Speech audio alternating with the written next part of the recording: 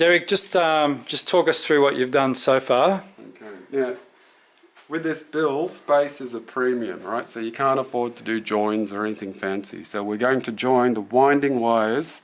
There's no silicon wires on these RCXs or ZMRs, one of their failings. Yep. So these, you have to be careful, they're stiff winding wires, and we solder them straight to the ESC.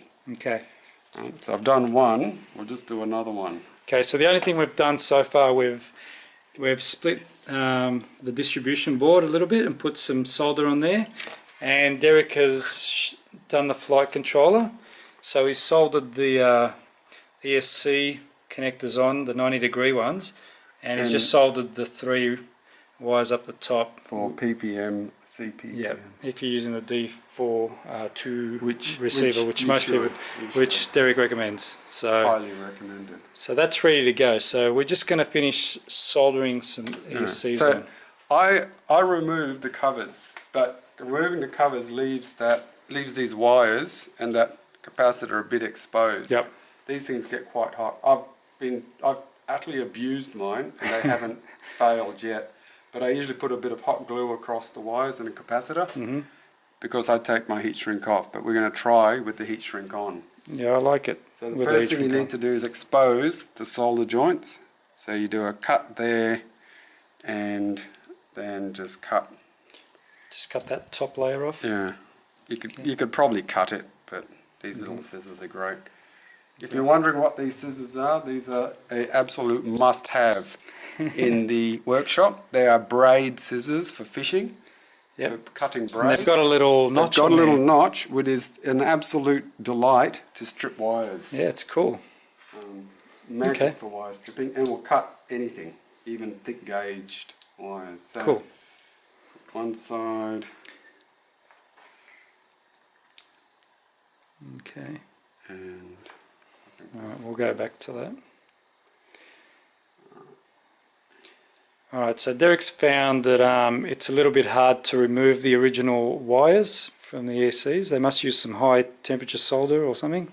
Yeah, so you got to crank your soldering iron up hot, whatever that is in degrees, I know not. Put a little bit of solder on your tip and it helps distribute the heat. With 2 fingers hold on, and with your then apply the heat and it comes off. Okay. But always put a bit of solder on the tip first to help distribute the heat. Oh, very good. And it's quite quick. If you put it on dry, you can't get good heat distribution. Okay. That's it. If you do a bit of that, very quick. The RCX motors come with the wires pre-tinned, but it's a bit of a guess as to which way the right rotation is. Yes. 50-50, gents, so you're feeling lucky. I tend to keep them flat. Yeah, the other thing is make sure you've got the right props on for the right direction, because they've also got clockwise and counterclockwise thread on these things too. Yeah. So we tend to keep the motors running inwards on the front, similar to the quads, and the back one's kind of whatever you want. Whatever you've got the most props to spare. Yep.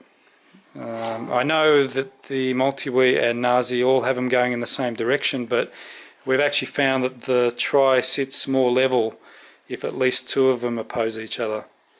So, and it really doesn't matter in terms of flying.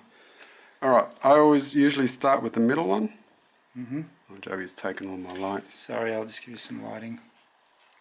Always put a bit of fresh solder on before you join, and it should be quite a quick blob like that. Very nice. Do not get too carried away, because you'll probably have to remove some of them to get the rotation right. Yep. But yeah, you don't want to over solder. And if you've never soldered before, it's probably best to practice before you have a go at this. Yeah, this is really sort of tiny stuff and very delicate, so you need a fine tip as well. That looks a bit dodgy there, Derek. I've left a bit of the cover on. There you go. That'll have to do. That's nice. Alright, so Derek puts a bit of a bend in there just to relieve a bit of the stress, and also just to get the ESCs in the right position. Yeah, so the ESCs need to sit in the cross arm. You got a bit of sticky there. Yeah, I'll put some. Just do this one while we've got some tape in Alright, there. so a bit of double-sided tape. JB's got some nice black stuff he got from China in 1972. Yeah, it's not very sticky, but it looks nice. Like I said, it's not very sticky. Remember, carbon is conductive. That's why Yep. you use a bit of separation. It's Yep. good. Now with these wires, I put a little S-bend in, like that. Oh, nice. So try and keep the weight off the joint, and you want to stick it just about there. Yep. So you can see that S-bend there. And what we're going to do this time is just put a really fine cable tie on that. Do you think, Derek? I think that's a good idea. All right. I'll just go grab one. I've used tape, but it tends to wear out and break over time. Mm-hmm. So that's kind of the look you're looking for. Yep. If you do not do what I did in the initial days and try and have a really close joint, you need a bit of flex. So even if you want to cut them a little bit shorter and have less of a hoop, you can. It's just that you need to re-tin those wires, Yeah. and it can be quite hard, can't it? So. Yes. All right, so what we're going to do next is we're going to do the tail. Now, Derek's found a way of creating a bit of a loom for the tail, just to allow for some flex. If you have a lady in the house, get them to help you out. Because blokes know nothing about plaiting, and this is just a basic plait. Okay, all right, well, we'll come back when we're closer to that. All right, do you want to get...